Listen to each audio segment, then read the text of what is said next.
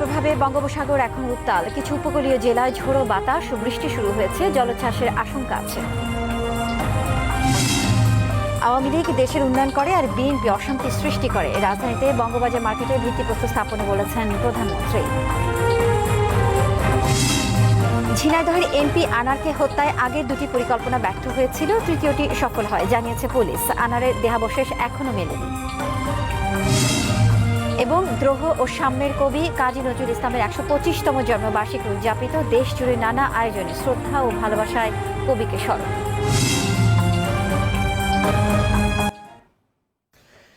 দেখছিলাম বৈশাখী সংবাদের শিরোনাম, যাচ্ছি আলোচনায়। মার্কিন যুক্তরাষ্ট্র, বাংলাদেশ এবং বিশ্ব, দুই অঙ্গনের রাজনীতিতেই খুব আলোচিত একটি দেশ। গেল দ্বাদশ সংসদ নির্বাচনের আগে অবশ্যই এবং তারপরেও এই দেশটির নাম বারংবার উচ্চারিত হয়েছে, নানা কারণে উচ্চারিত হয়েছে। এবং আমরা যেটা দেখেছি যে নির্বাচনের আগে বেশ রাজনীতির অঙ্গনে তৎপর ছিলেন এই দেশটির কূটনীতিকরা, এবং দ্বাদশ সংসদ নির্বাচনের হয়ে যাওয়ার পর ধারণা করা হয়েছিল যে বড় ধরনের কোনো একটি ঋণাত্মক বার্তা হয়তো দেশটির কাছ থেকে পাওয়া যেতে পারে। সবার চোখ ছিল সেদিকে।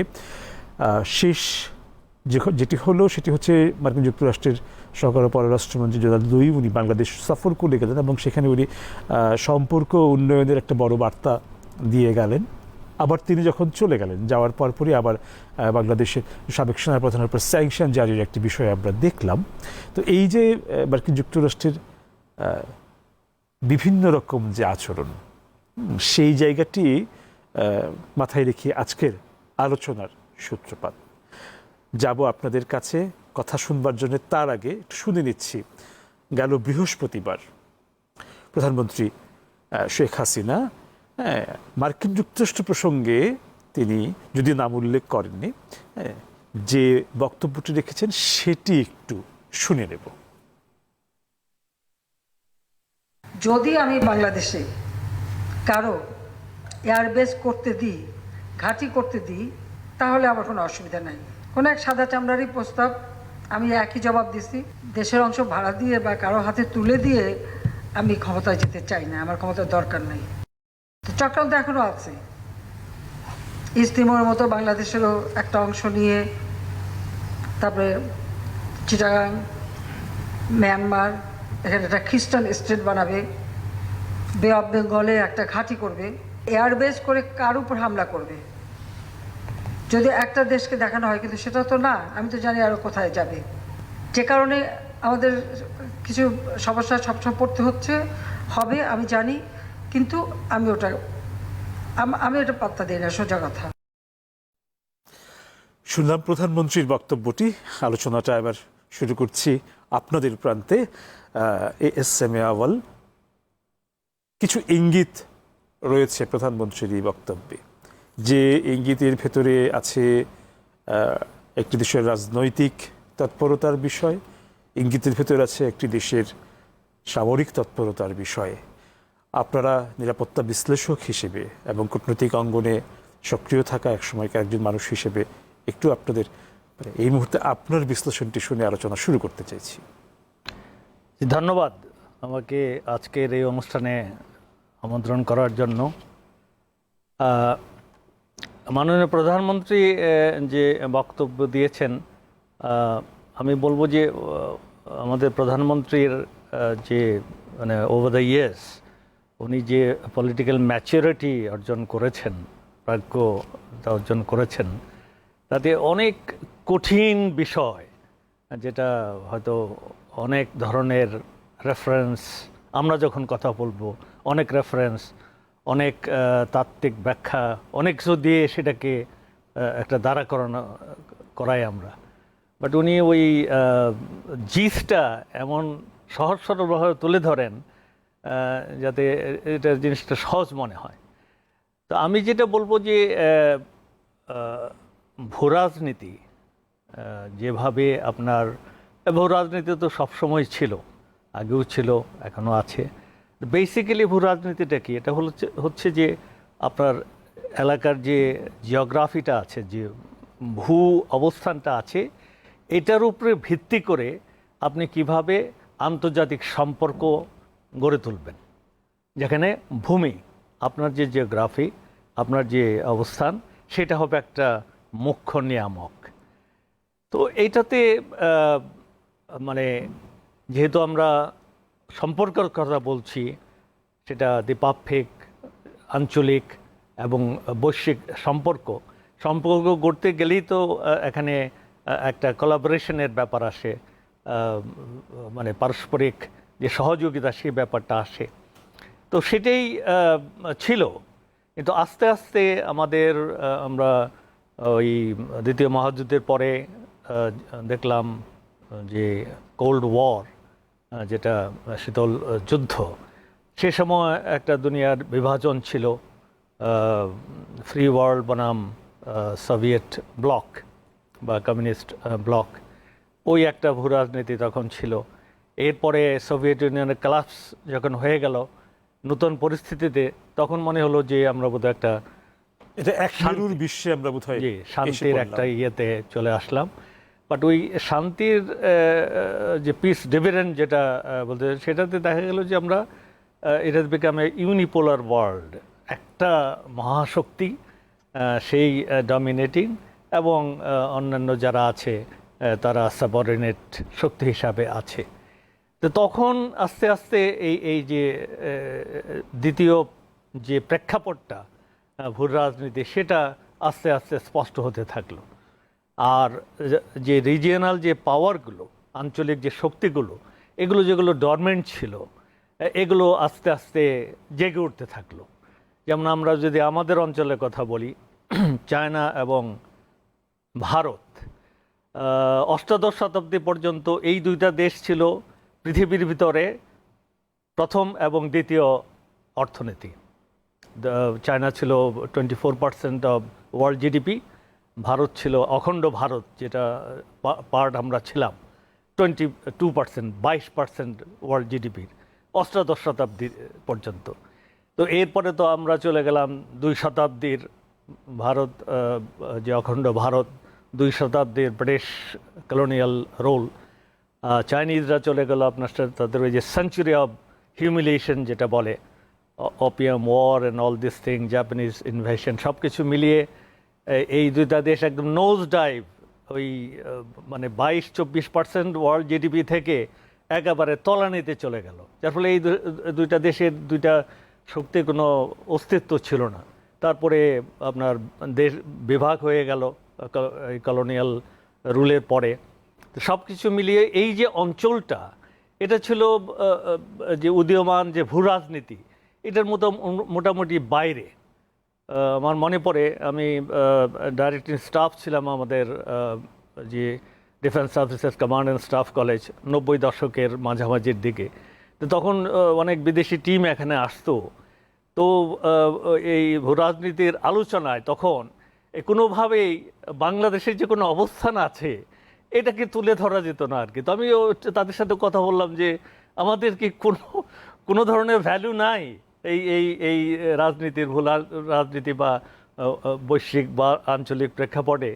তো একজনের কথা আমার মনে পড়ে যে হ্যাঁ, যদি হতে পারে, ইট ক্যান হ্যাপেন, যদি by accident there is rise of India and China. তো উনি যোগ করে বলছিলেন আর কি, যেটা যদি হয় তাহলে নতুন একটা সমীকরণ হবে, তখন এখানে যে সমস্ত দেশ আছে তাদের একটা নতুন অবস্থান হবে, তখন এটা হতে পারে। আদারওয়াইজ বে অফ বেঙ্গল, এই এরিয়া, এগুলো তো বেসিক্যালি সাইক্লোন অ্যান্ড ডিজাস্টার, এই সমস্ত খবরই থাকে।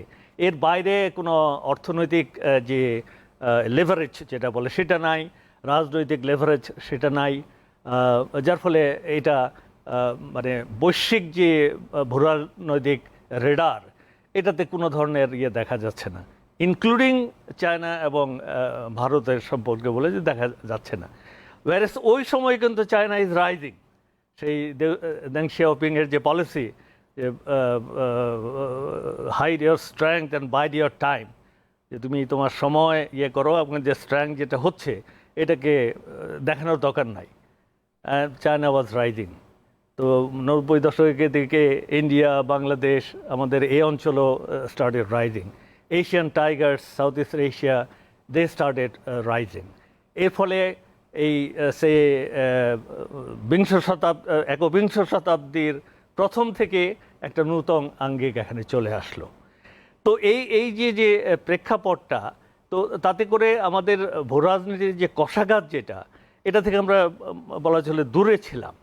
এখন এটা যেহেতু এই অঞ্চলের একটা প্রতিযোগিতা হচ্ছে, আঞ্চলিক প্রতিযোগিতা আছে এখানে, চীন এবং ভারতের ভিতরে একটা আঞ্চলিক আধিপত্যের একটা প্রতিযোগিতা আছে, বে অফ বেঙ্গল এবং ভারত মহাসাগর কেন্দ্রিক একটা প্রতিযোগিতা আছে। বাট মূলত এটা হচ্ছে মার্কিন যুক্তরাষ্ট্র এবং চায়নার যে প্রতিযোগিতা, যেটার ম্যানিফেস্টেশন হচ্ছে ইন্দো প্যাসিফিক স্ট্র্যাটেজি, আর চায়নার হচ্ছে বেল্ট অ্যান্ড রোড ইনিশিয়েটিভ। তো এই দুইটা হচ্ছে মূল প্রতিদ্বন্দ্বী। আর প্রতিদ্বন্দ্বিতা যখন হচ্ছে, তখন ইউএসের যে পলিসি, তার হলো ইউএসএ অ্যালাইজ, তার যে ট্রিটি অ্যালাইজ যারা আছে, অ্যান্ড পার্টনার্স, এই হলো তার সংজ্ঞা আর কি। এর বাইরে হলাম আমরা আমজনতা যারা, তারা। তো চায়নার ওই ধরনের কোনো স্পেসিফিক নাই, বাট চায়নার বেল্ট অ্যান্ড রোড ইনিশিয়েটিভে তখন অনেক দেশ সাইন করেছে, বাংলাদেশও সাইন করেছি, we are also part of the belt and road initiative. তো এর ফলে এই যে সার্বিক একটা ভূরাজনৈতিক প্রতিযোগিতা এখানে হচ্ছে, এবং ইন্দো প্যাসিফিক এরিয়া, যেটা আগে এশিয়া প্যাসিফিক বলা হতো রাজনৈতিকভাবে, সেটা মানে সাগর কেন্দ্রিক যে অর্থনীতি, আমাদের এই ভারত মহাসাগর এবং প্রশান্ত মহাসাগর, এর ভিতর দিয়ে যে অত্যন্ত গুরুত্বপূর্ণ সি লাইন্স অফ কমিউনিকেশন যেটা আছে, এটার যে গুরুত্ব, এটার যে ট্রেড, সেটার ভিত্তিতে যে জিও পলিটিক্স, যেটা জিও পলিটিক্সের বিভিন্ন ধরন আছে, যেমন ওই একটা হার্টল্যান্ড বলে, দেন রিমল্যান্ড, আরেকটা হচ্ছে ওশেনিক সি পাওয়ার। অ্যাডমিরাল মাহান যেটা বলেছিলেন যে আপনার যদি সমুদ্রে যদি ডমিনেটিং পজিশন থাকে, আপনি যদি ট্রেড নিয়ন্ত্রণ করতে পারেন এবং ইনভেস্টমেন্ট যদি বাড়াতে পারেন, then you will be the power, তাহলে আপনি এই কন্ট্রোল করতে পারবেন সব কিছু। তো এই ইন্দো প্যাসিফিক যে অঞ্চলটা, এটাতে ভূরাজনীতির এখানে হার্টল্যান্ডও আছে, রিমল্যান্ডও আছে, বাট মেইন ফোকাস হচ্ছে আপনার এই ওশেনিক সি পাওয়ার, যার ফলে এটা ওই এশিয়া প্যাসিফিক থেকে হয়ে গেছে ইন্দো প্যাসিফিক। আর এখানে মেইন প্রতিযোগিতাটা হচ্ছে মার্কিন যুক্তরাষ্ট্র এবং চায়না। তো আপনার যেহেতু দুইটা, একটা হচ্ছে সুপার পাওয়ার আর একটা গ্রেট পাওয়ার, আর চায়না অর্থনৈতিকভাবে এগিয়ে যাচ্ছে, অলরেডি দ্বিতীয় পজিশনে আছে। 2030 একটা ডেডলাইন ছিল, এবং দূরবর্তী 2050 ভিতরে তারা 1 নম্বর অর্থনীতি হয়ে যাবে, যদি চাইনিজ কিছু স্লোডাউন হয়ে গেছে সেটা যদি আবার বেগবান হয়। তো এইটা তো একটা মার্কিন যুক্তরাষ্ট্রের জন্য, তার 1 নম্বর পজিশনে যে থাকে, তাতে তো মানে তার জন্য তো বিব্রতকর অবস্থা। তো এটা হচ্ছে অর্থনৈতিক। সেই জায়গা থেকে আপনার ধারণা যে দেশটি এই অঞ্চলে একটা শক্তিশালী অবস্থান, যেটাকে আমরা বলতে পারি সামরিক অবস্থান তৈরি করার চেষ্টা করছে।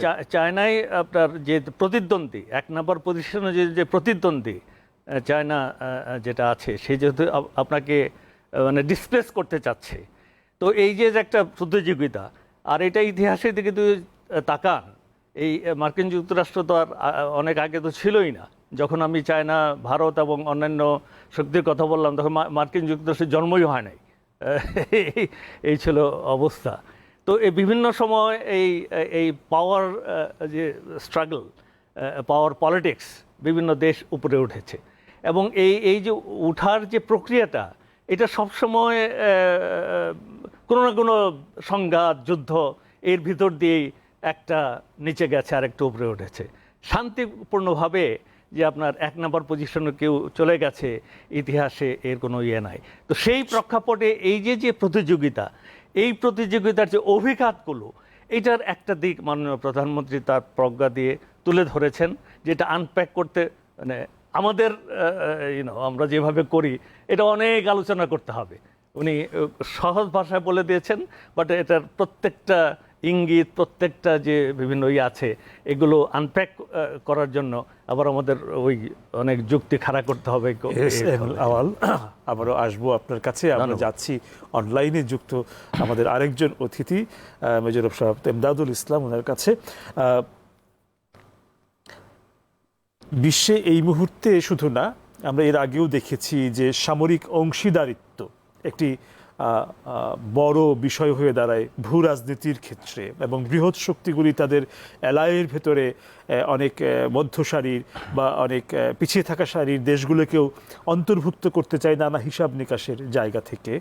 এবং সাম্প্রতিক যে বৈশ্বিক ভূ রাজনীতি, তাতে বাংলাদেশ বারংবার বেশ আলোচিত হচ্ছে, এবং বড় শক্তিগুলোর, পরাশক্তিগুলোর আগ্রহ আছে বাংলাদেশকে ঘিরে। এবং তার প্রেক্ষিতে আমরা মাননীয় প্রধানমন্ত্রীর একটা বক্তব্য একটু আগে আমরা শুনেছি, এবং আমাদের আজকে আলোচনার বিষয়ও সেখানে। প্রশ্নটি আসলে খুব স্পেসিফিক এই মুহূর্তে আপনাকে করছি না, শুধু এইটুক জানতে চাইব যে গোটা বিষয়টার উপরে আপনার নজরটা কি, আপনি কিভাবে দেখছেন? ধন্যবাদ। আসলে অ্যাডমিরাল আউয়াল একটু আগেই যে আলোচনাটা টেনে এনেছেন, বাংলাদেশ এখন বর্তমানে আগের মতো যে বাংলাদেশকে অবহেলিত একটা দেশ, বা বাংলাদেশের যে ভূ রাজনৈতিক যে একটা ইম্পর্টেন্স আছে, সেটা কিন্তু এখন বিশেষ করে যারা পরাশক্তি এখানে ভূ রাজনীতিতে যারা এখন জড়িয়ে আছে, বিশেষ করে আমাদের দক্ষিণে সন্নিহিত অঞ্চল রাখাইন স্টেটে তথা মিয়ানমারে এখন তারা জড়িত হয়ে তারা একটা জিনিস উপলব্ধি করছে, এবং একই সাথে নর্থ ইস্ট ইন্ডিয়া, উত্তর পূর্ব ভারতের যে বর্তমান অবস্থান, সেখানে চলমান অনেক কিছু জিনিস আছে যেগুলো এখন তাদের নজরে আসছে। হয়তো মাননীয় প্রধানমন্ত্রী উত্তর পূর্ব ভারত এবং মিয়ানমারের চীন স্টেট এবং রাখাইন অঞ্চল নিয়ে সেখানে যে পারস্পরিক যে ভূ রাজনীতির মুখোমুখি, যে সংঘাতময় একটা পরিস্থিতির মধ্যে দুটি শক্তি এখানে, বিশেষ করে চীন এবং ভারত যে মুখোমুখি, এবং সেখানে মার্কিন যুক্তরাষ্ট্র যে ইন্ধন দিচ্ছে সেটাকে ইঙ্গিত করে উনি কথাটা বলেছেন।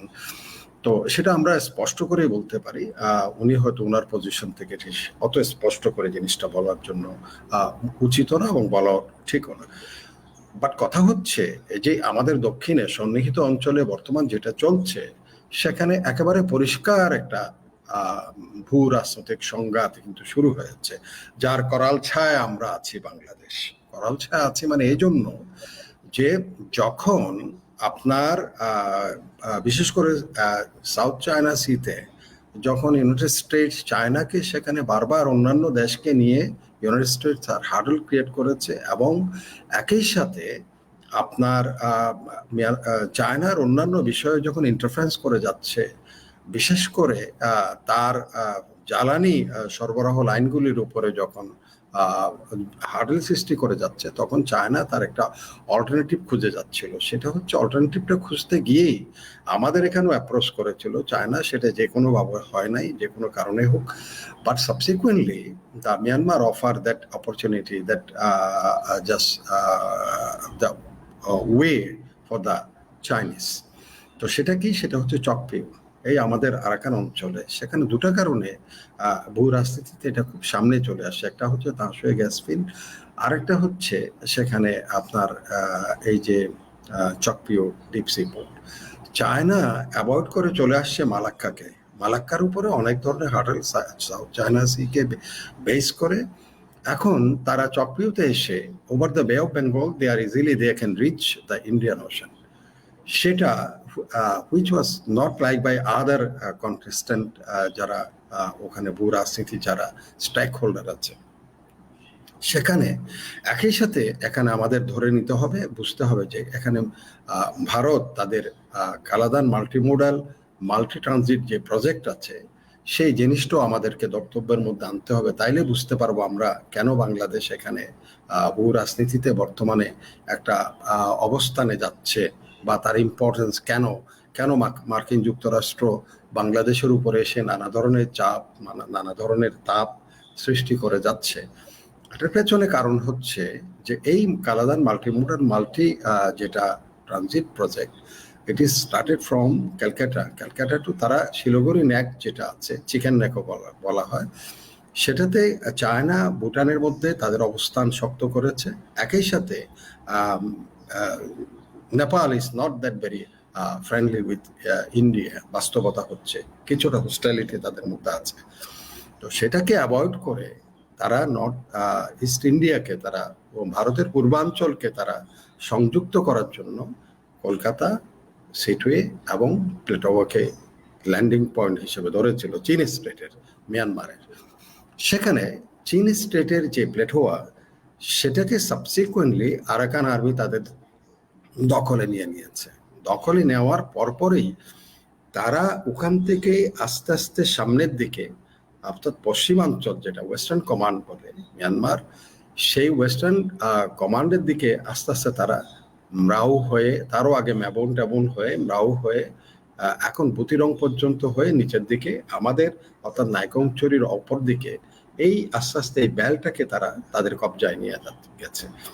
সেটা দ্বারা যেটা হয়েছে, অর্থাৎ সেখানে যে কন্টেস্টেন্ট পার্টিগুলির মধ্যে চকপিওর উপরে তারা চায়না দেখেছে যখন মালাক্কা থেকে তারা এখানে আসছে, সাউথ চায়না সি কে অনেকটা তারা ওখানে রেখে সামাল দেওয়ার জন্য তারা যখন আপনার ইয়েতে চলে আসছে, সেখানে আবার পাশাপাশি যখন ভারত আরেকটা জিনিস খুলে দিচ্ছে তখন তারা এটাকে কথা শেষ হলে আমরা একটু বিরতিতে যাব, আপনি আপনার কথাটা শেষ করুন।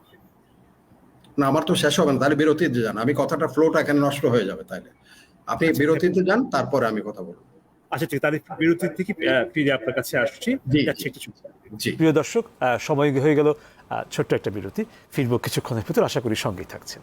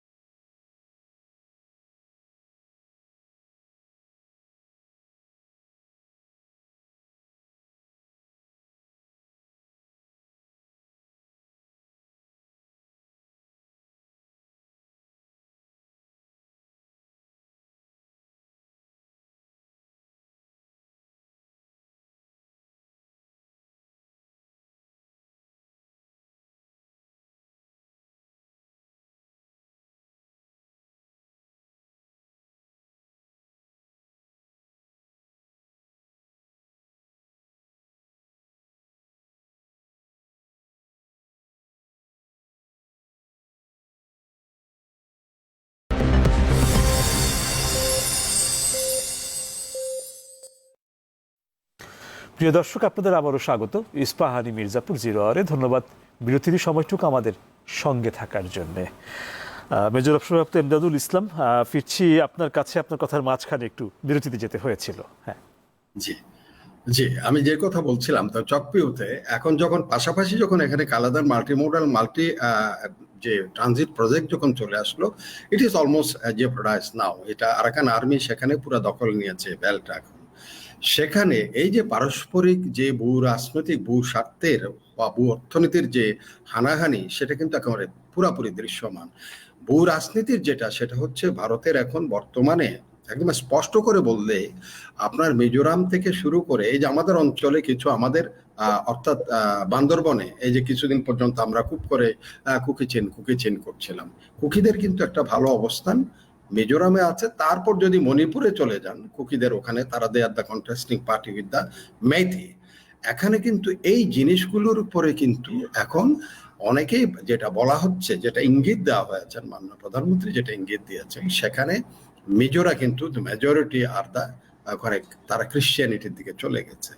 একইভাবে আপনার ওখানে যারা কুকি চীনের যারা কুকি গোষ্ঠী আছে তারা কিন্তু মেইতিরা কিন্তু হিন্দু আর কুকিরা কিন্তু ওদিকে আস্তে আস্তে এই যে বৃহত্তর একটা এখানে একটা কিছু করার জন্য এক ধরনের জিও স্ট্র্যাটেজির মধ্যে তারা বৃহৎ শক্তিগুলি বিশেষ করে তাদের একটা এখানে চক্র কাজ করে যাচ্ছে। সেটা হচ্ছে বেস করা চীন স্টেট আমাদের বান্দরবনের হয়তো কিছুটা আর বাকি মিজোরামের অংশ ধরে। দ্যাট ইজ এইটাকে আপনার যদি এটাকে এক্সিকিউট করতে হয়, মিয়ানমারকে সেখানে মানে খুব চাপের মধ্যে নিয়ে আসতে হবে মানে তার মানে হচ্ছে মিয়ানমার ইজ স্টিল, আমরা যতই বলি না কেন মিয়ানমারের টমেটো অর্থাৎ মিয়ানমার সেনাবাহিনীকে একেবারে বেকায়দা অবস্থায় আছে। সেখানে NUG which is back by United States of America, সেখানে পিডিএফ করেছে, পিপলস ডেমোক্রেটিক ফোর্স করেছে। আবার এদিকে কাচিন ইন্ডিপেন্ডেন্ট আর্মি থেকে শুরু করে উপরে আপনার তাং ন্যাশনাল আর্মি, ওয়া আর্মি, আর এদের সাথে যে অ্যালায়েন্স যেটা হয়েছে আরাকান আর্মির সাথে, এটা কিন্তু আমার মনে হয় পলিসি মেকাররা ঠিক মতো তাতস্থ করেই এটাকে সামনে আনার একটা আমার মনে হয় এটা প্রচেষ্টা, যেটা বক্তব্যটা এসছে। এখন এখানে মার্কিন যুক্তরাষ্ট্র যেটা হয়তো এই যে ডোনাল্ড লু সাহেবদের বারবার আসা যাওয়া এবং বারবার এবারও আমাদের মাননীয় পররাষ্ট্রমন্ত্রী এক স্টেজে বলছিলেন যে লুর এবারে সফর রোহিঙ্গাকে নিয়ে, তার মানে কি রোহিঙ্গাকে প্রত্যাবাসনের তো কোনো প্রশ্ন উঠে নাই। প্রশ্ন উঠছে সেখানে এখন যে এই অঞ্চলটাকে ঘিরেই তাদের যে ভূ রাজনীতি বা ভূ কৌশল, সেটা হয়তো ইমপ্লিমেন্ট করার কোনো এজেন্ডা নিয়ে হয়তো লু সাহেবরা আসা যাওয়া করছেন, সেটাই হয়তো আমরা একটা ইঙ্গিত এখানে পেয়েছি। তবে প্রশ্ন আসছে যে আমাদের মতো দেশের উপরে যদি কোনো কিছু চাপাতে চায়, সেখানে আরেকটা জিনিস আছে, আমরা এটা হয়তো অনেকগুলো দেশ অনেক দেশেরই যাদের স্বার্থের তারা মনে করছে যে এটা স্বার্থহানি। একটু আগে অ্যাডমিরাল আউয়াল যেটা বলছিলেন যে আমাদের কোনো ভূ রাজনীতিতে অবস্থান আছে কিনা, তখন কারণ আমরা তো আমরা নিউজ হয়েছি দারিদ্রতাকে নিয়ে, আমরা নিউজ হয়েছি ডিজাস্টার, ইনক্লেমেন্ট ওয়েদার, এসব নিয়ে। কিন্তু সেই সময় উনি যে প্রশ্নটা করেছেন সেই প্রশ্নের উত্তরে আপনার but you know yourself and you know your enemy, then you can go for 100 wars battle. আর যদি তুমি শুধু তোমাকে জানো, তোমার শত্রুকে না জানো, প্রত্যেক যুদ্ধ জয়ের পরে তোমার উপর একটা বোঝা এসে পড়বে, আবার পরাজয়ের একটা সংখ্যা আসবে। তুমি যদি তোমাকেও না জানো, তোমার শত্রুকেও না জানো, in every battle you will be succumb, তুমি ধ্বংস হয়ে যাবে প্রত্যেকটা ইয়েতে। সুতরাং এখন আমাদের নিজেকে জেনেছি, আমরা জানছি, অন্যকে জানার জন্য আমাদের দ্বার খুলছি আমরা। সেখানে অনেক ধরনের বাধা আসবে, বিভিন্ন জন এসে প্রেশার ক্রিয়েট করবে। হ্যাঁ, এক সময় এরা চায়নার উপরও গেছে, এখন চায়না তো ইজ ড্যাম কেয়ার। তাদের অ্যাডমিরাল আওয়াল বলতেছিলেন যে ড্যাং শিয়াওপিং এর পলিসি যে you remain quiet, prepare your self, don't show that you are having something, your muscle, you don't show your muscle. So যখনই তোমার সুযোগ আসবে তখন তুমি তোমার অবস্থানটা জানান দিতে পারো দ্যাট ওয়ে। এবং বলা হয় যে এখন কিসিঞ্জার একটা বইতে উল্লেখ করেছেন যে আমেরিকা চলতে চাচ্ছে কত দ্রুত লাভ দিয়ে রাজাকে চেস, যেটা দাবা খেলা, আর চাইনিজরা দাবা খেলা খেলে না, তারা প্রত্যেকটা গুটিকে আস্তে আস্তে চেলে নিয়ে এমন অবস্থা সৃষ্টি করে রাজা নিজেই বলে যে আমি আর নাই। সুতরাং there is a difference between, এবং এই যে কিশোর মাহবানির একটা বই আছে হ্যাজ চায়না ওয়ান, বইটা অত্যন্ত বিখ্যাত বই, অতি সম্প্রতি সেটা খুব তোলপাড় হচ্ছে পশ্চিমা বিশ্বে, মার্কিন যুক্তরাষ্ট্র তো আছেই। সেখানে সে বলছে যে আমেরিকা এমন কতগুলো ভুলের মধ্যে পা দিয়েছে, যেমন একদিকে বকডাউন হয়ে আছে তারা ইউক্রেনে, বকডাউন হয়ে আছে ইসরায়েলে, তো এই যে গাজাতে বকডাউন হচ্ছে, তারা তাদেরকে ওইসব জিনিসে বকডাউন হচ্ছে, বাট ওয়্যারএজ দে শুড কনসিডার যে তাদের সত্যিকারের চ্যালেঞ্জ জানাতে আসছে কে সামনের দিকে, ইট ইজ চায়না। সো এখানেই তারা ওই তার বইতে মূল সুরটা, যদি বইটার নামে হচ্ছে হ্যাজ চায়না ওয়ান, সেখানে বলা হচ্ছে যে yes it is going to be. কারণ তারা তাদের পলিসির কারণে হচ্ছে, আমরা হয়তো এখানে আমেরিকান জিও স্ট্র্যাটেজি এগুলো আলোচনা করার এখানে এটা প্ল্যাটফর্ম না, বা আপনি সেই সুযোগও দিবেন না। বাট কথা হচ্ছে এই যে ইন্দো প্যাসিফিককে নিয়ে, এই যে আমাদের অঞ্চলকে নিয়ে, বা এই যে আমাদের আশেপাশের দেশকে নিয়ে তারা যে ধরনের আমাদের উপরে যেমন চাপ সৃষ্টি করেছে এই ইলেকশনের সময়, বিভিন্ন ধরনের চাপ, আমাদের গণতন্ত্র শিক্ষা দিতে চায়, আমাদের অর্থনীতি শিক্ষা দিতে চায়, আমাদের রাজনীতি শিক্ষা দিতে চায়। ওয়ারেস তাদের দিকে যদি আমরা এখন নজর ফেরাই, তাহলে দেখা যাবে আমেরিকা সারা বিশ্বব্যাপী যে নোংরামি নষ্টামি করে যাচ্ছে, এই যে দেখেন জাতিসংঘে 142টা দেশ একসাথে বলতে, সেখানে তার বিপক্ষে গিয়ে তারা দাঁড়ায়। একই সাথে ইমদাদুল ইসলাম, আমরা আবারও আসবো আপনার কাছে। আমরা যাচ্ছি, করা হয়ে যাচ্ছে, একটু করা হয়ে যাচ্ছে। আমরা যাচ্ছি একটু আমাদের স্টুডিওতে উপস্থিত অতিথি রিয়ার এডমিরাল অবসরপ্রাপ্ত ASM আওয়াল, ওনার কাছে একটা প্রশ্ন আপনাকে করতে চাই। সেটা হচ্ছিল যে যখন দেশের সঙ্গে দেশের সম্পর্ক হয়, রাষ্ট্রের সঙ্গে রাষ্ট্রের সম্পর্ক যখন হয়, তখন একটা একটা ব্যাপার, একটা পরিচয়, যে পরীক্ষিত বন্ধু, এরকম একটি ব্যাপার বারবার বিবেচনা করা হয়, আলোচনায় আসে। যদি আপনার কাছে সরাসরি প্রশ্নটা এরকম করতে চাই যে মার্কিন যুক্তরাষ্ট্র কি বাংলাদেশের পরীক্ষিত বন্ধু কিনা? না, আমাদের তো যে বৈদেশিক নীতি, ফরেন পলিসি যে কর্নারস্টোন, যেটা বঙ্গবন্ধু দিয়ে গেছেন, এবং এটা শাসন্ত আমাদের যে কনস্টিটিউশন সেটাতেও আছে, ওই যে মানে প্রত্যেকের সাথে বন্ধুত্ব, কারোর সাথে শত্রুতা নয়, friendship towards all and malice towards none. তো সেই হিসাবে আমরা তো কাউকে শত্রু মানে ভাবতে চাই না। মার্কিন যুক্তরাষ্ট্র আপনার একটা পরাশক্তি, এক নম্বর পরাশক্তি। আমাদের সাথে যে সম্পর্ক, আমি বলবো যে এটা ভালো সম্পর্ক আমরা আছি। আমাদের ট্রেড হচ্ছে একটা সবচেয়ে গুরুত্বপূর্ণ বিষয়।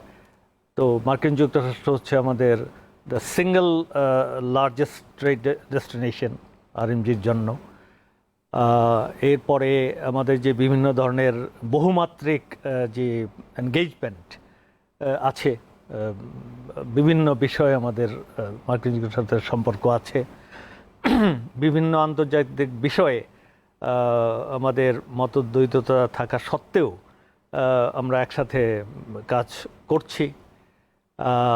আর যেহেতু একটা শক্তিধর দেশ, তো সেই হিসাবে আপনার আমাদের পক্ষ থেকে যে প্রচেষ্টা, সেটা হচ্ছে একটা ভালো সম্পর্ক বজায় রাখা।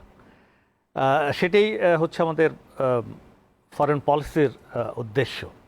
তো এর সাথে যেটা আছে যে যদি আপনি সার্বিক মূল্যায়নে যান, মানে স্বার্থ বিষয়টা যখন থাকে, তখন কিন্তু তার সঙ্গে সংঘাত বলে একটি শব্দ থাকে। সেটা সব দেশের সাথেই থাকে। আপনার প্রত্যেকটা সম্পর্কেই একটা সংঘাতের ব্যাপার থাকে, একটা আপনার যে স্বার্থের একটা দ্বন্দ্ব সেটা থাকে। তো একটা ঐতিহাসিক প্রেক্ষাপট এখানে একটা আছে, যেহেতু আমরা একটা রক্তক্ষয়ী স্বাধীনতা যুদ্ধের মাধ্যমে স্বাধীনতা অর্জন করেছি। তো সেখানে মার্কিন যুক্তরাষ্ট্রের সরকারের যে ভূমিকা, সেটা তো ঐতিহাসিকভাবে আমাদের বিপক্ষে ছিল। যে গণতন্ত্র এবং আপনার যে মানবিক মর্যাদা এবং স্বাধীনতা, এগুলো তো ছিল মার্কিন যুক্তরাষ্ট্রের আগে থেকেই তাদের ডিক্লেয়ার্ড পলিসিস। তো সেই প্রেক্ষাপটে একটা দেশ গণতন্ত্র এবং মানবাধিকারের জন্য যে নিবেদিত, সেই দেশ কি করে একটা মিলিটারি ডিক্টেটর গভর্নমেন্ট যে জেনোসাইড করলো বাংলাদেশে, সেটাকে কি করে সমর্থন করতে পারে? সেই জায়গায় অবসরপ্রাপ্ত ASM আওয়াল, আপনার কাছে আমরা ফিরবো। আমাদের একটু বিরতির একটা সময় হয়ে গেছে, তারপরে আবার ফিরছি আপনার কাছে। প্রিয় দর্শক, সময় হয়ে গেল আরও একটা বিরতি, ফিরবো কিছুক্ষণের ভিতর। আশা করি সঙ্গেই থাকছেন।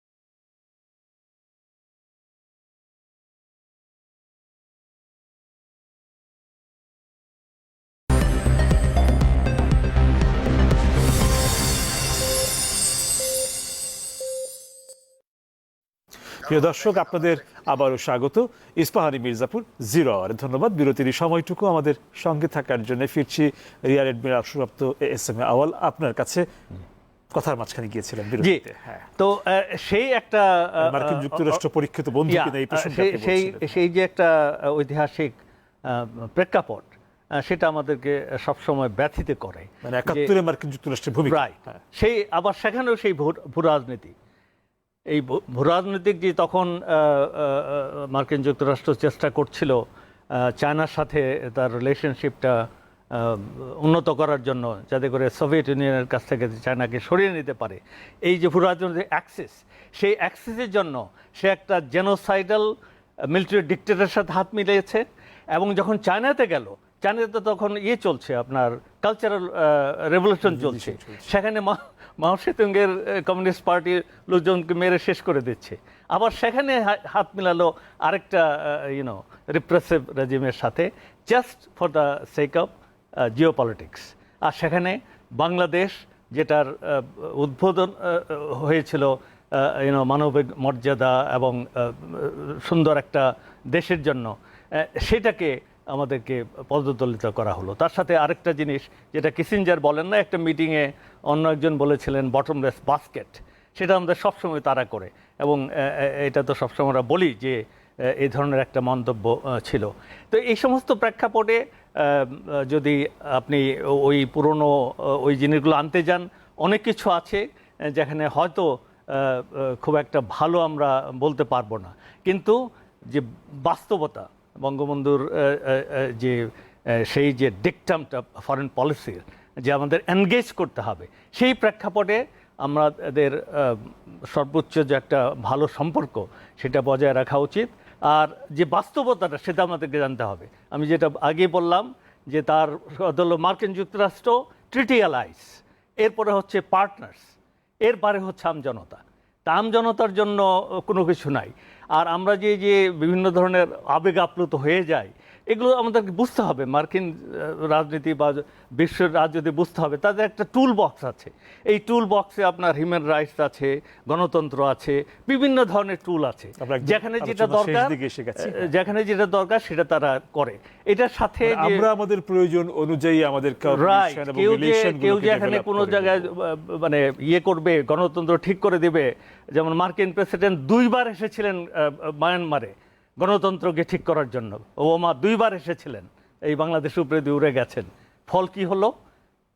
দ্যাট রেজিম এবং তাদের প্রিয় অং সান সুচি আবার গেলেন সেই একটা জেনোসাইডে। গণতন্ত্র তো দূরের কথা, তারা নিয়ে গেলেন একটা জেনোসাইডাল ইয়ে। সময়ের স্বল্পতার কারণে আপনার কাছ থেকে এটা বিদায় নিতে হচ্ছে। যাচ্ছি এমদাদুল ইসলাম আপনার কাছে। আলাদা করে প্রশ্ন করছি না, যে আলোচনাটা চলছে তার ধারাবাহিকতায় আপনার কথাটা শুনবো একটু। জি, ধন্যবাদ। আসলে আমাদের এখন যারা নীতি নির্ধারক বা নীতি কৌশল প্রণেতা যারা আছেন, তাদের এখন খুব সাবধানে পা ফেলার সময় আসছে। কারণ হচ্ছে, একদিকে আমাদের পার্শ্ববর্তী ভারত যেমন রয়েছে, একইভাবে চীন রয়েছে, এবং ঠিক দুটোকে মিলিয়ে আবার এখানে আমেরিকান একটা স্বার্থ এখানে রয়ে গেছে, যেটা আমেরিকা ভারতকে নিয়ে, অস্ট্রেলিয়াকে নিয়ে, যুক্তরাজ্যকে নিয়ে কোয়াড করেছে। সেটা যেমন একটা জিও স্ট্র্যাটেজি বড়সড়, আমরা বেল্ট রোড ইনিশিয়েটিভের চায়নার যে একটা বড়সড় যে প্রকল্প, যে বিশ্বকে তারা অর্থনৈতিক একটা পুরা তাদের নিজস্ব একটা বলয়ের মধ্যে তারা নিয়ে আসতে চাচ্ছে, সেটা তারা বে অফ বেঙ্গল হয়ে, আপনার ভারত মহাসাগর হয়ে আফ্রিকাতে যেমন তারা চোখ রেখেছে, একইভাবে তারা বে অফ বেঙ্গল হয়ে, ভারত মহাসাগর হয়ে, আরাবিয়ান প্যানিনসুলা পুরাটাই তাদের নজরে আছে। একই সাথে তারা সেন্ট্রাল এশিয়াতে, এই যে কয়েকদিন আগে যে রয়সি মারা গেল, ওখানের মধ্যে অনেক কথা আসছে, দেখবেন $400 বিলিয়ন আগামী 10 থেকে 15 বছরের ভিতরে চায়না $400 বিলিয়ন ইরানকে ভিত্তি করে আপনার ইয়েতে ইউরোপ তারা রেলওয়ে লাইন করে যোগাযোগ ব্যবস্থা গড়ে তুলবে, eyeing to Afghanistan as well as central Asia. Central এশিয়াতে তারা সেখানে এখনো পর্যন্ত প্রুভেন এবং আনপ্রুভেন পৃথিবীর রিসোর্সের গরিষ্ঠ সংখ্যক, সবচেয়ে বেশি মজুদ সেখানে আছে, সেটার উপরে চোখ আছে। তো এখানে বাংলাদেশের উপর যেটা আসছে, যেটা আমরা করাল ছায়া, আমি শুরুতেই আমরা বলেছি, একদম শেষ দিকে এসে গেছি। হ্যাঁ, শেষ করে দিচ্ছি, একদম শেষ। সেটা হচ্ছে আমি বলছি আমরা ভূ রাজনীতির করাল ছায় কেন আছি বলছি, যেহেতু আমাদের সন্নিহিত অঞ্চল মিয়ানমারের রাখাইন অঞ্চলকে নিয়ে এবং সেখানে চকপিউ এবং কালাদান মাল্টিমোডাল মাল্টি প্রজেক্টকে নিয়ে, ভারতের পূর্বাঞ্চলকে নিয়ে, আমাদের কিছু অঞ্চলকে নিয়ে এখানে কিন্তু একটা কন্টেস্ট হবে। সেটাকে আমাদের মাথায় রেখে আমাদের যারা কৌশল প্রণেতা, নীতি নির্ধারক আছেন, তাদেরকে পথ চলতে হবে। ধন্যবাদ। মেজর ধন্যবাদ, অফ মেজর ইমদাদুল ইসলাম এবং ধন্যবাদ রিয়ার অ্যাডমিরাল অবসরপ্রাপ্ত ASM আওয়াল, আপনাদের দুজনকে আজকের এই অনুষ্ঠানে উপস্থিত থাকার জন্য। প্রিয় দর্শক, ধন্যবাদ আপনাদেরকেও এই আলোচনায় এতক্ষণ আমাদের সঙ্গে থাকবার জন্য। কাল আবারও দেখা হবে ইস্পাহানি মির্জাপুর 0 আওয়ারে, কথা হবে অন্য কোনো বিষয়ে। সেই পর্যন্ত ভালো থাকুন, সুস্থ থাকুন, শুভরাত্রি।